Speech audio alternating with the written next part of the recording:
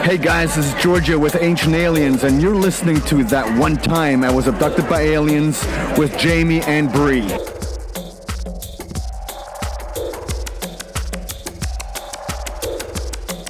You're listening to That One Time I Was Abducted by Aliens. I'm Jamie. I'm Bree, and we're two sides of the coin.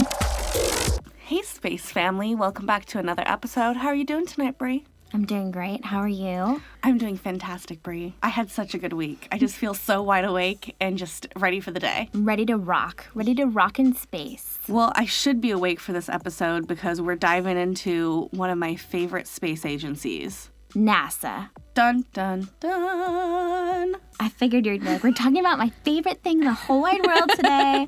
We're talking about NASA, and we're going back into our Secret Space Program series here. So we're going to be linking NASA to the Secret Space Program along with a lot of other fun things along the way in this episode. We're going to get into the occult side of NASA. And if you're not familiar with NASA's acronym, it stands for National Aeronautics and Space Agency. So we've talked about this in our previous episodes, kind of a little bit of the background with JPL and Jack Parsons, but the occult side, it is so important.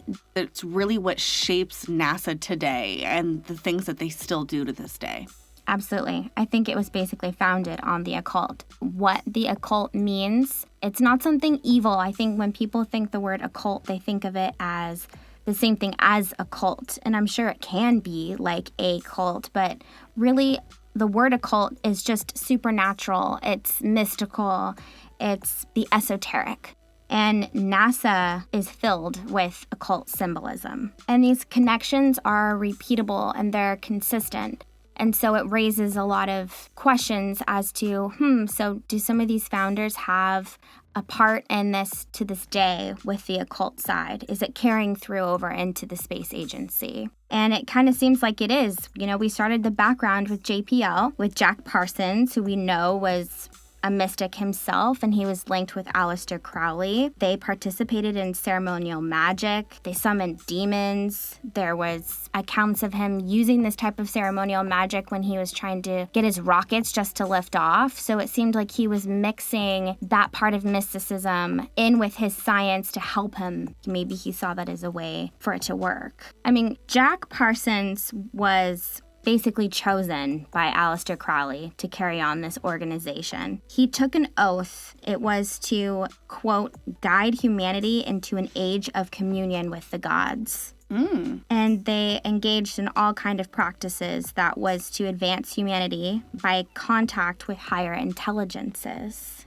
They claimed to have some type of ET contacts. And one of the most notable ones with Aleister Crowley is when he went to Cairo, Egypt, and that's when he channeled the Book of the Law from an ET named, I can't pronounce this, it's like Iwas, we'll just call him that. But that's how the whole Thelema religion, in a sense, began. Well, and you know what's funny about it is I think, towards the beginning of wanting to make this podcast, I had said to you that I really wanted to really do an episode about Aleister Crowley.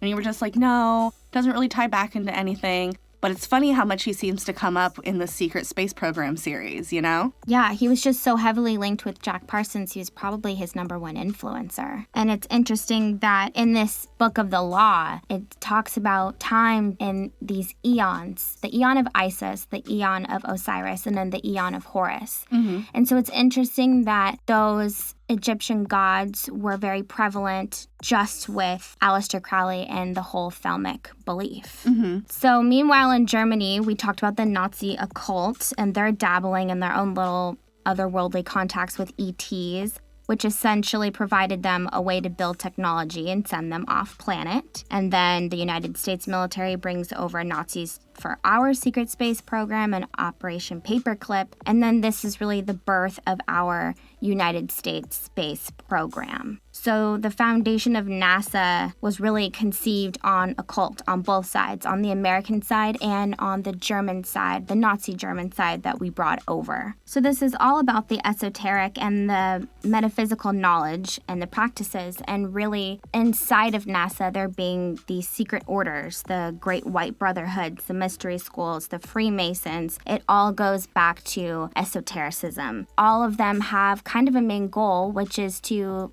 basically seek enlightenment, but also to have communications and to become ones with the gods. Graham Hancock, he said a paragraph and I thought it was perfectly said. He said, few people are aware that NASA was formed as a national defense agency, adjunct empowered to keep information classified and secret from the public at large.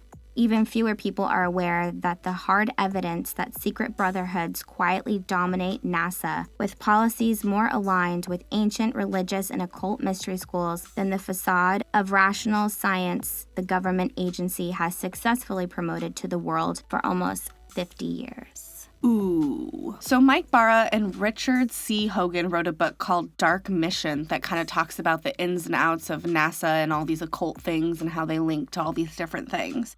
And I'm going to read a quote from the book, and I'm kind of jumping in the middle of a quote, so he's talking in reference to the people inside of NASA. These literal fringe elements, then, are divided into 3 main groups inside the agency, as best as we can tell at present. For the purposes of this volume, we shall call them the magicians, the masons, and the Nazis, and deal with each group separately. Each sect is led by prominent individuals and supported by lesser-known players. Each has stamped their own agenda on our secret space program, in indelible but traceable ways, and each, remarkably, is dominated by a secret or occult doctrine that is far more closely aligned with ancient religion and mysticism than it is with the rational science and cool empiricism these men promote to the general public as NASA's overriding mantra. Using commercially available celestial mechanics and astronomical software programs like the popular Redshift series, which uses the official JPL ephemeris as its database, we have been able to establish a pattern of behavior on NASA's part that points to something truly as inexplicable as it is exotic. A bizarre internal obsession by the agency with 3 gods and goddesses, reaching across the millennia directly from ancient Egypt: Isis, Osiris, and Horus. It is these same 3 Egyptian gods, whose mythic story has been documented by many Egyptologists and authors, including Christopher Knight and Robert Lomas, in the Hiram Key, that are also key to understanding the history of the Masonic order. As we shall show, it is this same mythology that is also the heart of the V systems of the NASA's magicians and Nazis as well. This ritual Egyptian symbolism, secretly practiced by NASA throughout these past 5 decades, publicly shows up in its repeating, blatant choices of simple mission patch designs. For instance, if one looks at the official patch of the Apollo program, armed with our preceding heads up regarding the bizarre NASA focus on all things Egyptian, it becomes elemental to match the A for Apollo as an actual stand-in for Asar, the Egyptian designation for Osiris. This successful decoding of hidden Egyptian meanings of the Apollo patch is redundantly confirmed because Asar and Osiris is none other than the familiar Greek constellation of Orion, which is, of course, the background stellar constellation on the patch itself. So these Egyptian gods and principles are taken seriously by the people that are influencing our space program. So it really would only make sense if we were to see that carry over. And the reoccurring symbolism for NASA are gods and goddesses of Egypt: Isis, Osiris, and Horus. And these gods and goddesses have star counterparts. Sirius is the celestial counterpart for the goddess Isis, and Orion is the celestial counterpart for Osiris. Those two interchange quite frequently. Which is interesting because, we talked about in a recent episode, all of the Egyptian buildings tend to have these alignments astronomically with the stars. So, of course, it only makes sense that even more of this Egypt, ritual stuff always leads back to the stars because it's such a prevalent focus inside of Egyptian culture. Exactly. NASA is sending out a space probe, and it's called OSIRIS-REx. Oh, that's really interesting. That's a pretty sick name, right? I do like it. OSIRIS-REx was launched on the 8th of September in 2016, and it's going to visit the asteroid Bennu, which is another Egyptian name. Bennu just so happens to represent the phoenix. Bennu crosses Earth's orbit every 6 years. But in 2135, the asteroid may enter a keyhole between the Earth and the Moon, where the gravitational pull of our planet will tweak Bennu's orbit, potentially pulling it on course for Earth later in the century. Oh, okay. So It's like a oh shit mission, I feel like. They're like, we're just going to send it over there, gather stuff, and then bring it back to Earth. 2023. But it sounds like it could be potentially a very sketchy situation. Do you think that secretly they could be taking a bomb to it to like store on it for later, like just in case it gets too close eventually? But even if it does, all of that would still create, all of that would also get sucked into orbit and eventually also come crashing down on Earth. Okay, so here's my question. Do you know how big that asteroid is? Is it a pretty large one? No, we could look it up. Because my question is if it's not that big and you blow it up into smaller pieces, you would want to do that because then even if it went into our atmosphere, those smaller pieces should be broken up by the time it like hits us, you know what I mean? But if it's like some huge giant asteroid that if you blew up, it would just like make it more devastating, then like I get that, but maybe that's what they're doing. I don't know. I feel like there's always secret missions like that no one knows about. And they always have creepy names. It's interesting that all the names are also damn Egyptian. 492M, in parentheses, it says 1,614 feet. It's like the size of a house. That's not that big. That's not that big then. Well, then let it hit the Earth. Who knows? No, so I'm saying that you could just blow it up. If you just drop off a bomb on it for later use, you could break that into small enough pieces where it would disintegrate in our atmosphere before it hit us. What I don't understand is if we send these space probes out and they take pictures and shit and they send it back to us, why can't we just have live feed all the time? Or if they're always getting pictures back, why can't they show it? It would be so cool if you could turn on TV and then you're like, oh, Osiris Rex is getting to the Bennu. And then they show it like approaching Bennu. I mean, what if we started our own news network that was just space news 24 hours, like the Weather Channel? But we just took different feeds and like updated people like today on Space News 1, we are going to be watching the asteroid Bennu get approached. You know what I mean? We could, but you know what? I think everything's just so covered up in space, and that's probably why. I think I answered my own question. I was waiting for you to get around to that. I was thinking, well, why would they do that? Then you'd see all this shit going on. Or what if they bring it over there and there's actual like people dancing on it? I don't know. Just, creatures like, could on be on the asteroid, there. like Hava, Naiva, Hava. There seems to be these crucial moments, such as launches and landings in the course of many missions, including the moon landings, that have these significant alignments with the constellation of Orion on the horizon. So it's interesting that you kind of brought up, the moon landing and stuff, because I really want to dive into the occult symbolism that's kind of shrouded in the Apollo moon landing. Now, let me start off by saying we're going to be approaching this topic, and you have to, for this all to make sense, believe that the moon landing was real. And I know that's asking a lot of some of our listeners, because you really truly believe that the moon landing didn't happen, and I'm with you guys on that one. But for the sake of this story and following the line of this kind of occultism and symbolism, we're going to just close our eyes and pretend that the moon landing actually happened. I think it did happen, but I think that what we saw back was fake. Bits and parts, I think it was filmed. But I think we did go. But what we got back was a film, so we didn't see what was really happening. I think that me and you are going to have an entire episode where we just talk about what we think actually happened at the moon landing. That was supposed to be our moon episode. That's not what that turned into, though. I know, but that's where I was going with it. And then you were like, factually, and I was like, that's not, we're talking aliens and moons. Not just the moons. Well, theoretically, people think we have more than one moon, so. Or more than one sun.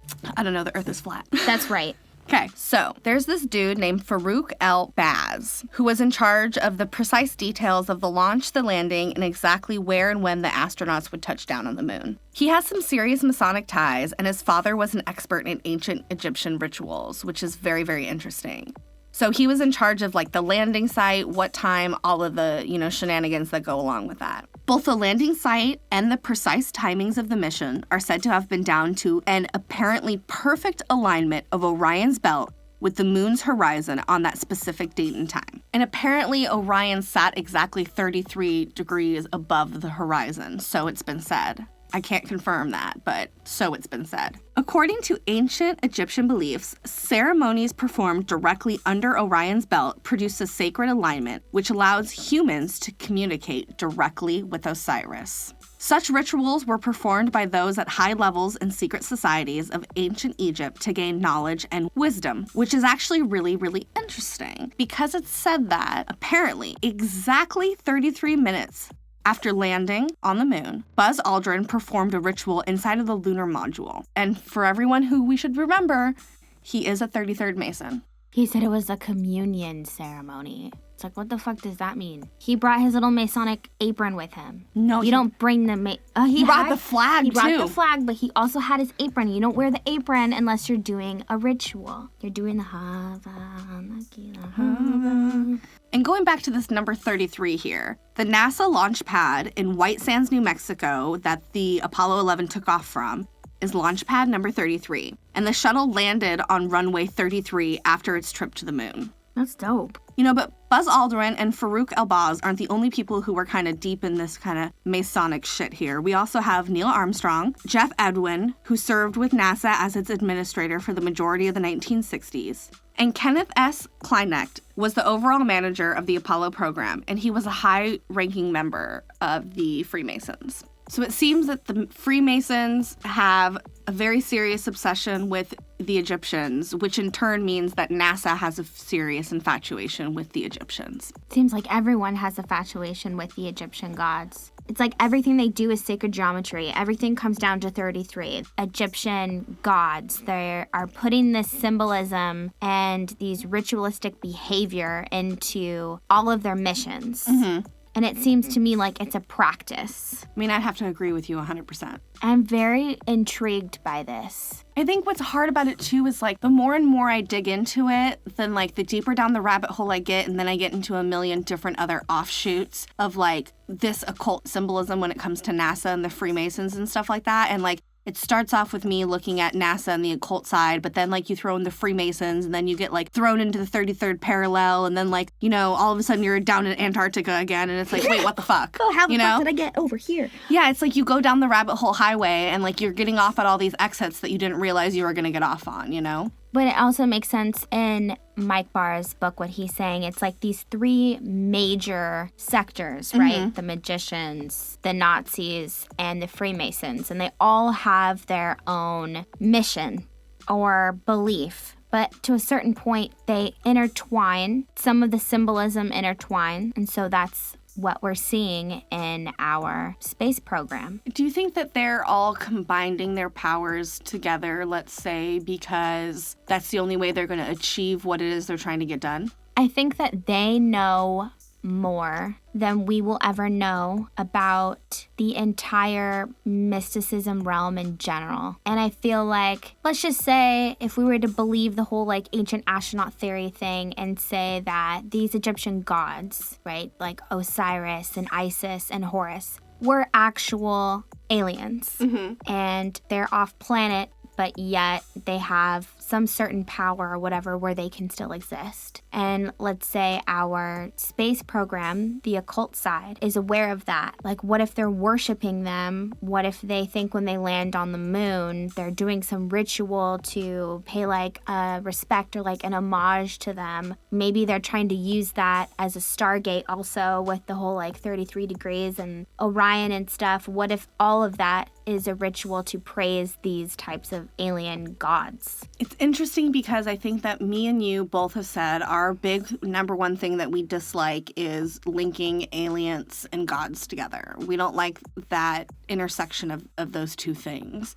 But I feel and even more and more today, it's becoming more and more prevalent that people are saying that aliens are going to become the new religion, and that we have all the tall tale signs of what a religion needs in order to be it. Ancient texts, ancient, burial sites and ritual sites and things like that. And all of a sudden we have all of these things and it's starting to shape up into being some type of religion, which is the exact opposite of what me and you or the people who are really seriously into this field all say don't want to happen. Yeah. It's also very confusing though, because then if you think about it in the sense of if you were to believe in the whole Anunnaki situation, those would be technically extraterrestrials, and we would technically be their experiment, which would make them like our gods. Mm-hmm. So they would be an ET, and they would also be like a god to us. It's a thin line. Well, and what I don't really get or understand is if aliens are real, then there's a bunch of different kinds of species of aliens out there. So why is it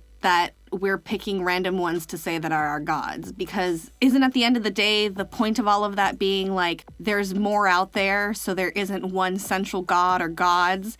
There's obviously a bunch of all these life forms out there, so why do we keep trying to praise them in some way or think of them as better or above us somehow? Unless those gods themselves were completely separate than the container that we're in. Maybe the container that we're in, we have all these other different extraterrestrials, all this stuff, but there is something outside of that, which in my opinion would make it an extraterrestrial. I mean, like, if it's not a human, I just see it as being something like, quote, alien. So if we're the snow globe on the Anunnaki's mantle in their home, someone had to have built the house that the Anunnaki live in, is what you're saying.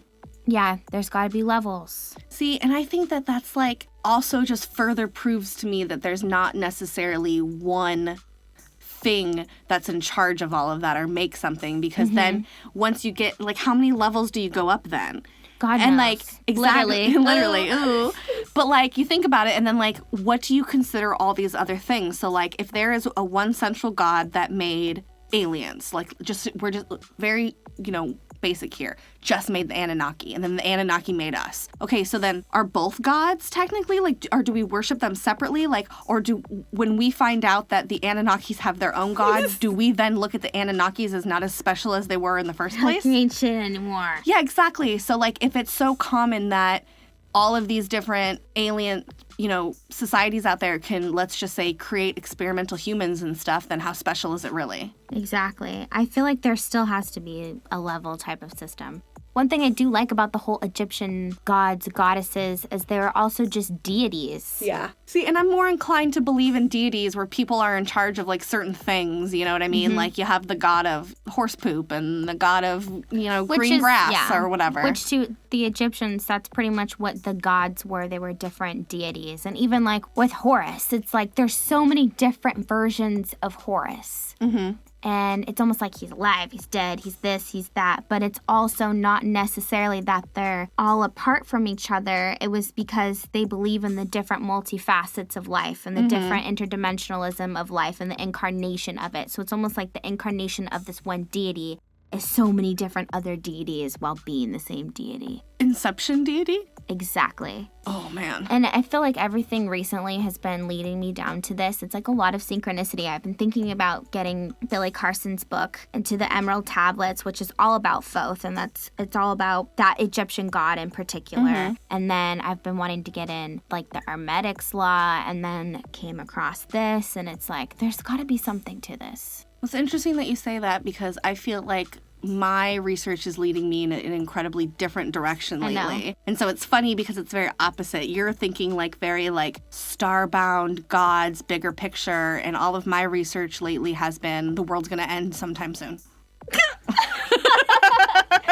Maybe I'm supposed to be researching that world ending so we can, like, figure out what to do here. And you're researching the higher above to get us out of here once the world ends. Because, two sides of the coin. Exactly. I like that. And I'd like to also mention that I believe in the compartmentalization in NASA so hard that I think 99% of the people that are working in NASA have nothing to do with the occult side of NASA. Oh, for sure. I think that they really believe in their heart of hearts that they're doing goodwill and that they're out there really trying to plumage through space, and they took on the American story of man against space. I don't really believe that they have the knowledge of everything that's really going on. Well, I think it's a lot like the government and the shadow government, right? I feel like even worse. Yeah, exactly. So, you have the government that's set up to make it look like they're the one doing all the maneuvers and things. And there's a lot of people inside the political system who kind of have no idea about that stuff, nor do they care to know about any of that kind of stuff. But then there's people who are very seriously who know about it,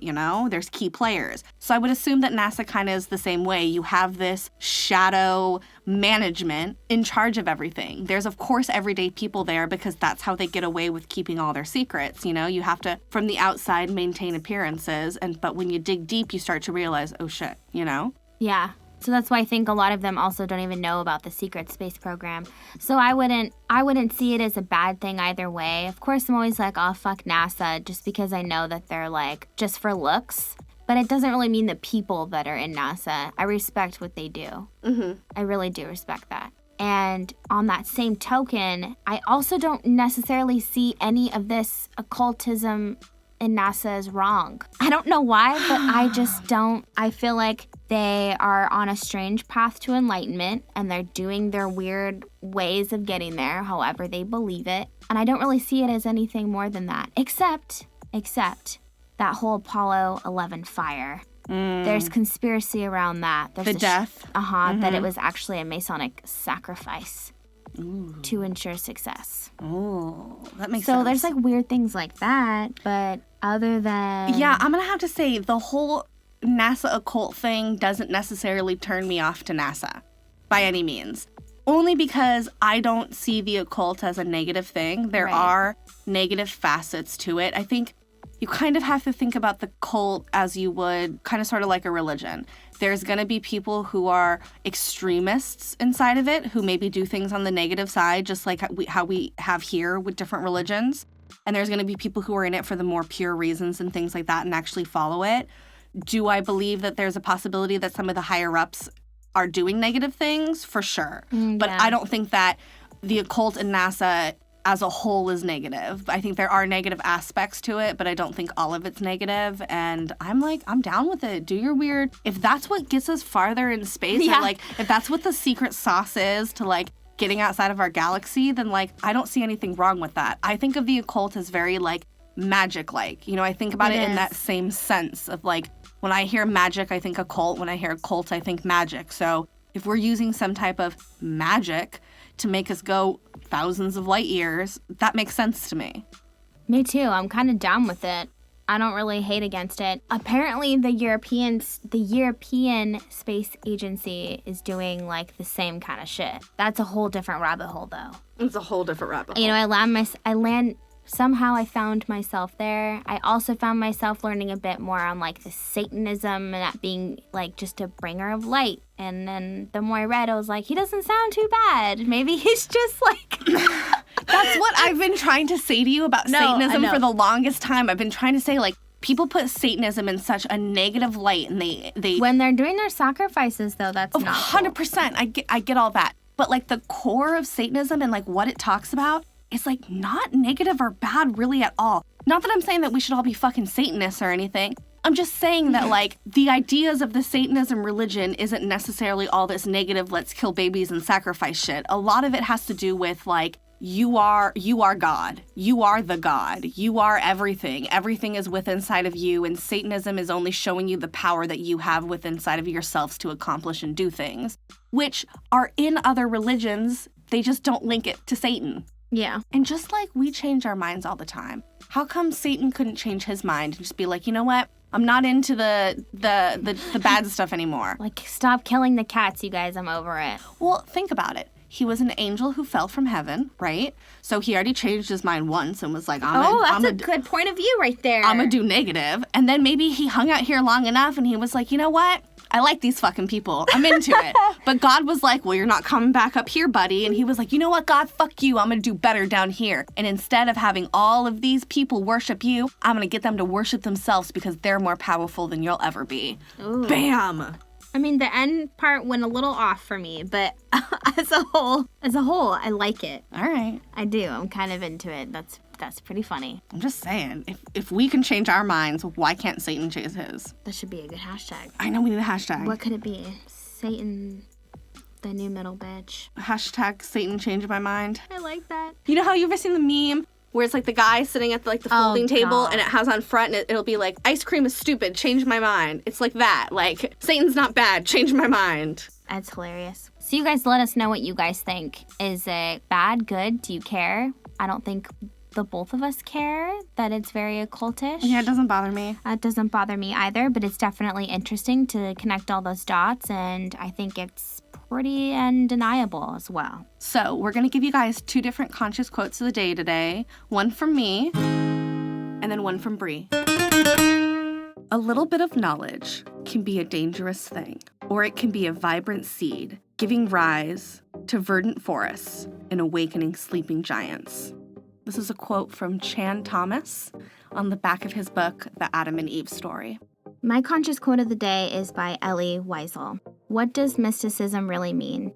It means the way you attain knowledge. It's close to philosophy, except in philosophy, you go horizontally, while in mysticism, you go vertically. Two very different quotes. Yeah. But I think all lead back to the same shit at the end of the day. Sex magic. Fun fact here. We'll wrap up this episode with this fun fact. I might have said it on a different podcast, but you might have cut it out. Aleister Crowley took his assistant out into the desert and forced his assistant to fuck him in his ass. Like, the assistant fucked Aleister Crowley in his asshole. The assistant didn't get raped, other way around. And hopped him up on, like, acid and mushrooms and all sorts of drugs and psychedelics and forced him to do this for hours and hours and hours until he finally broke and went batshit fucking crazy, all in the name of doing a ritual. Which is why he was named the evilest man on Earth. Actually, that is why in 1994, he was given the award for the largest gaping asshole. Oh, God. Well, that just puts that kind of mysticism in a whole dark light right there. But that's a great note to end off at. Thank you guys so much for listening tonight. If you want to hit us up on Instagram, you can find us at thatonetime-I-was-abducted. Shoot us an email at thatonetime-I-was-abducted@gmail.com. Of course, give us a call on our hotline, the abduction hotline, at 408-320-4841. And if you'd like to support us on the podcast, you can find us on Patreon/thatonetime-I-was-abducted-by-aliens. And we just want to say, fuck you, Mountain View, California, especially on this episode. And we also want to let you guys know to listen after this music is about to play, because we have a fantastic story from one of our listeners, Tammy, and she's going to tell us a story about the Black-Eyed Kids. You know, I was thinking you forgot to mention how when you were trying to research certain things, you came up to a block and you think you're being bugged. And I was going to tell you that it's probably from all those times you've been saying, fuck you, Mountain View, California. Possibly. I'm pretty sure that my computer's bugged because I was looking into some sketchy shit, and I'll put it this way. I typed something into Google, and Google came back and told me zero. Like, nothing. There's no web pages that came back to the 3 simple words that I put in, which is a really hard thing to do inside Google, because it usually will give you 800 random websites that have, like, one of the words you typed in. To type in 3 very simple words that were a little bit controversial into Google and to come up with 0 responses means that my computer is clearly bugged by the government. She's being blocked, but I think it's because you're always talking shit about Mountain View. So they're showing you, like, you want to keep talking shit, then you're not going to have anything to talk about. Really? Because it's very interesting, because it would be very simple. All they would have to do is send me one email that says, I'm so-and-so from Mountain View, and then I would stop harping on Mountain View. I think, at this point, they like it. They like that I say fuck you, and they purposely don't email us because they want us to continue to shout them out. So fuck you, Mountain View. Goodbye. Have a good night. Thank you. Goodbye. Goodbye.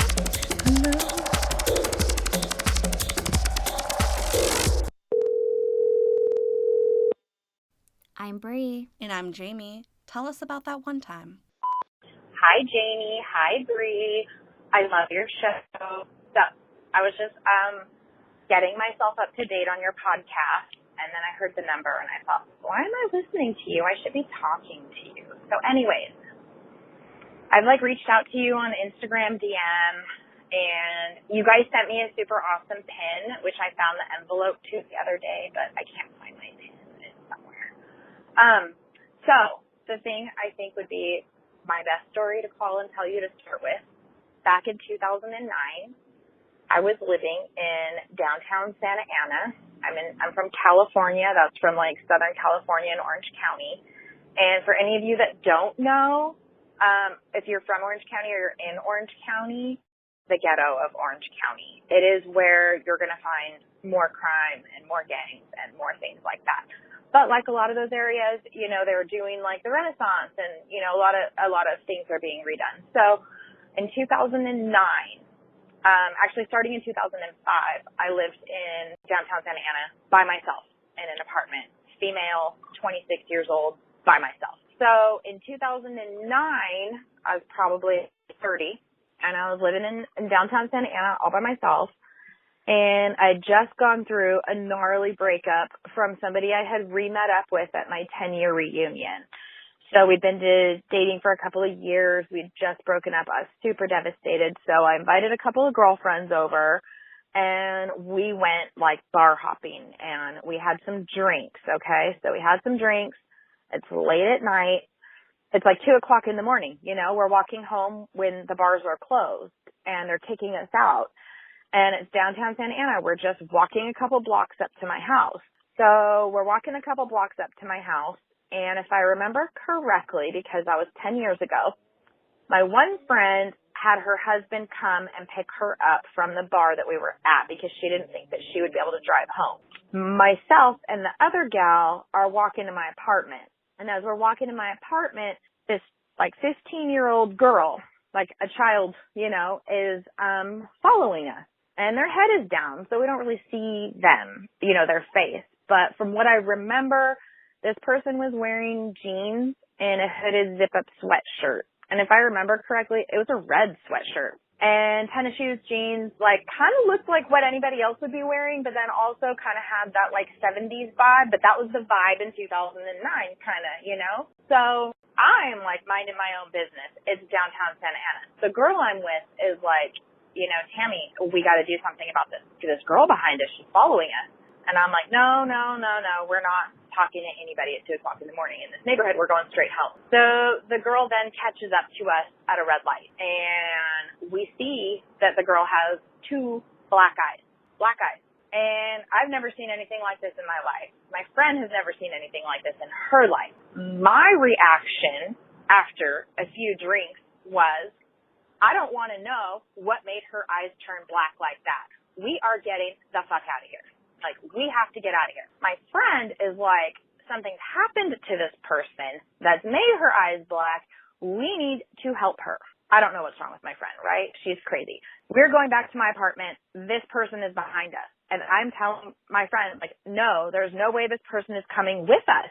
Like, normally, back in that time, I would have let anybody into my house. I would have brought people home from a rave, and you could have spent the night at my house, and I'd never met you before. That was kind of my style. So I think my friend was expecting me to be that way. And for whatever reason, gut feeling, I kept telling my friend, no, this person can't come in the house. Like, she's a 15-year-old girl with 2 black eyes. She probably has a pimp around here, and he's going to kick our ass. Like, we got to keep her out of here. So my friend still is thinking that she needs our help because the girl is also telling us she needs to come into my house to use the phone, okay? So my friend is like, oh, she needs to use her phone. We need to let her in. And I'm still, like, sticking to it. No, this person is not coming in my house, which was very not my style. But even after some drinks, I had this feeling that, like, bad idea to let this individual in my house. I told my friend she needed to take the cell phone and go outside and try to help her if she so desired to help this person. My friend goes out there with, I think, some juice boxes because she was only 15 years old and I wasn't going to give her beer, but I didn't have anything else in my fridge. So my friend goes out there with some juice boxes, a big beach towel to give her as a blanket, I'm guessing, and the phone. And she asks her for the phone number that she wants to call because she's asked to come into my house because she needed to use the phone. She starts telling my friend numbers. And none of the numbers are actually any phone numbers. Like, this person does not know how many digits are in a phone number. So there was no way that she actually needed to use the phone. But she kept wanting to come into the house. And I finally had to tell my friend, like, I didn't want her in the house and that she needed to come in the house. So it was just one of those extremely, extremely weird situations. So my friend comes into the house. We make sure that we lock all the house up. We went to bed. I'm pretty certain, if I still remember, it was 10 years ago, that the person knocked on my door a couple of times after we had told her that she needed to leave and that we were going to be going to bed.